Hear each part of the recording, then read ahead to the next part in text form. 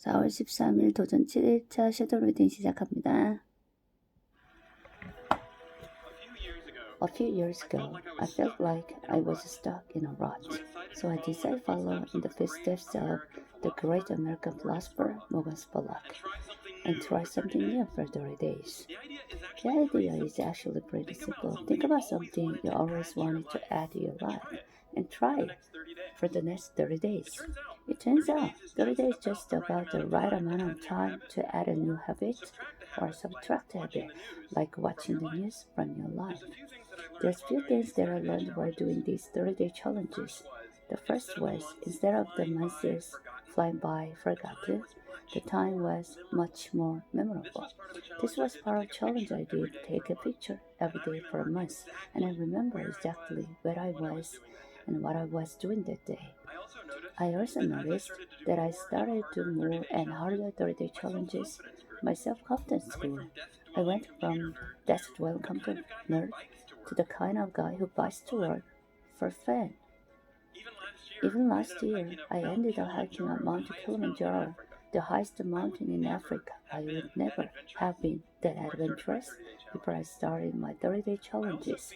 I also figured out that if you really want something badly enough, you can do anything for 30 days. Have you ever wanted to write a novel? Every November, tens of thousands of people try to write their own 50,000-word novel from scratch in 30 days. It turns out all you have to do is write 167 words a day for a month. So I did. By the way, the secret is not to go to sleep until you've written your words for the day. You might be sleep deprived, but you will finish your novel. Now, is my book the next great American novel? No, I wrote it in a month. It's awful. But for the rest of my life, if I meet Joyce Hodgman at a TED party, I don't have to say, I'm a computer scientist. No, if I want, I can say, I'm a novelist. So here's one last thing I'd like to mention. I learned that when I made small, sustainable changes, things I could keep doing, they were more likely to stay. There's nothing wrong with big crazy challenges. In fact, there are a ton of them, but they're less likely to stick. When I gave up sugar for 30 days, day 31 looked like this.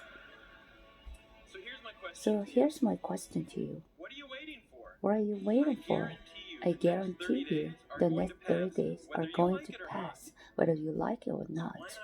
So why not think about something you have always wanted to try and give it a shot for the next 30 days. Thanks.